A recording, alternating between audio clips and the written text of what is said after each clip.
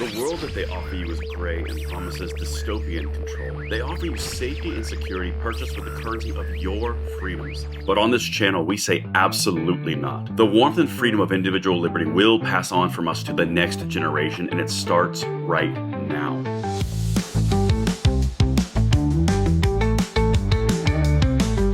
Welcome back, brothers and sisters. I am Braden. This is Langley Outdoors, the place where we not only talk about what's going on in the gun world, our beautiful country, and how we're going to fix this bad boy together. Guys, what I'm about to bring to you is one of the more important things that we're going to talk about in at least the next month.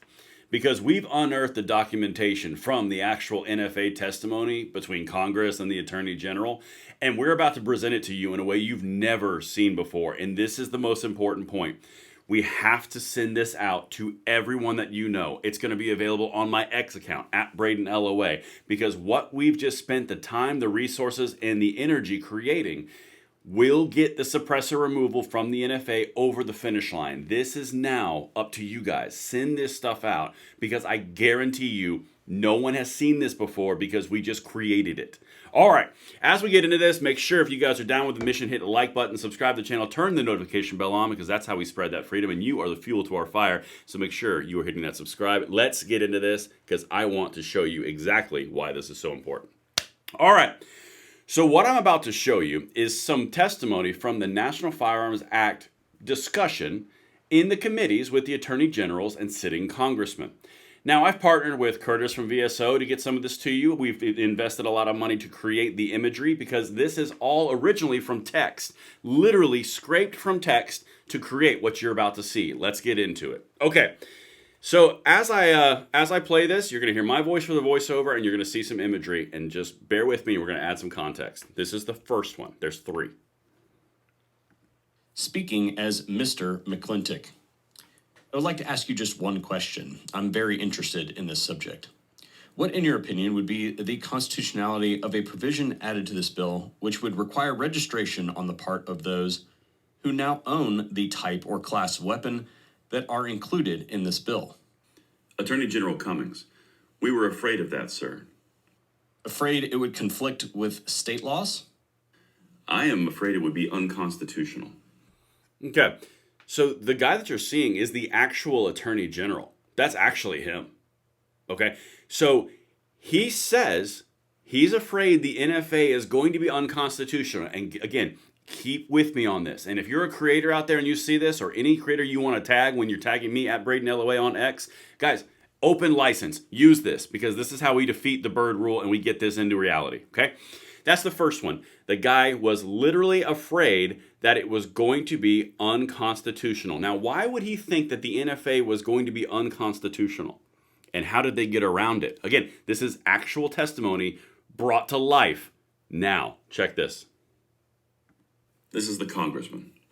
Now, a very brief statement on this subject. Lawyer though I am, I have never quite understood how the laws of these various states have been reconciled with our provision in our Constitution denying the privilege to the legislature to take away the right to carry arms. Concealed weapon laws, of course, are familiar in the various states. There is a legal theory upon which we prohibit the carrying of weapons, the smaller weapons. The Attorney General replies, of course, we deal purely with concealable weapons. Machine guns, however, are not of that class. Do you have any doubt as to the power of the government to deal with machine guns as they are transported in interstate commerce? Well, I hope the courts will find no doubt on the subject like this, Attorney General, but I was curious to know how we escape that provision in the Constitution.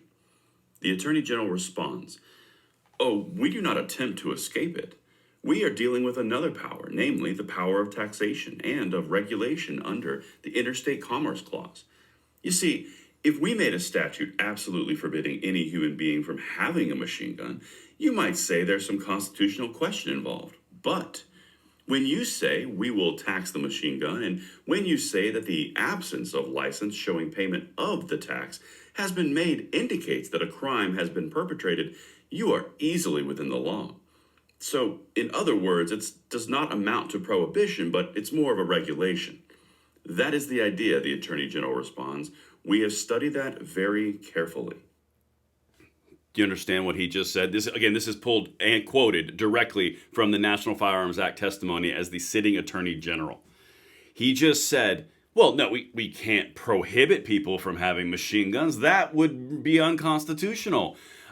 He said this in Congress. But if we put a tax on it and say you prove you paid that tax, well, then by God, it looks like you're getting caught. And if you're not mad yet about what they did to you before you were born, again, wait for this third one. And please, send this out everywhere because this is how you defeat the Byrd rule in the Senate. All right, now let's go to the third one. This is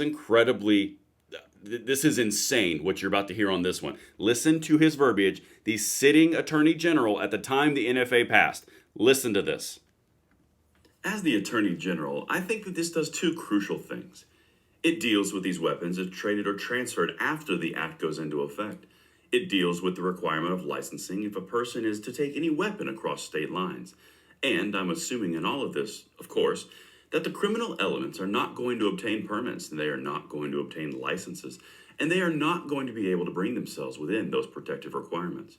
Therefore, when we capture one of those people, we simply have a plain question to propound to him. Where is your license? Where is your permit? If he cannot show it, we've got him and his weapons, and we do not have to go through an elaborate trial with all kinds of complicated questions arising. That is the theory of this bill. Did you hear that? Guys, this is an exact quote from the Attorney General at the time speaking and testifying on the National Firearms Act. Well, the idea is if we have a license and we mandated the license, well then, you better show us that license, or quote, we have him and his guns. And again, quote, there's no reason for a lengthy trial with all sorts of constitutional questions. Guys, if there has ever been someone caught red-handed from 1934 in recreated reality, this actually happened. And we're just now bringing it to light in this manner so it's easy to consume and it's easy to share. If this does not make you just irate, I don't know what will. This guy is literally sitting as the Attorney General through this process. One, well, it would be a little bit of a problem for us because it would be unconstitutional. His own verbiage. And this is all sourced in the Congressional Archives, by the way, if you want to source it. The next one, after he says it's probably unconstitutional, then the conversation goes to, well, we knew the prohibition would be bad. Like, you can't say you can't have a machine gun because it violates the Second Amendment. But we can say that there's a tax, and if you don't have that tax, well, then you're outside the confines of law, so therefore you're in trouble. And then finally concludes with, well, if they don't have the proof that they paid that tax, that's regulation. And so therefore we, quote, have him, have his guns, and there's no reason for a lengthy trial with very complicated questions.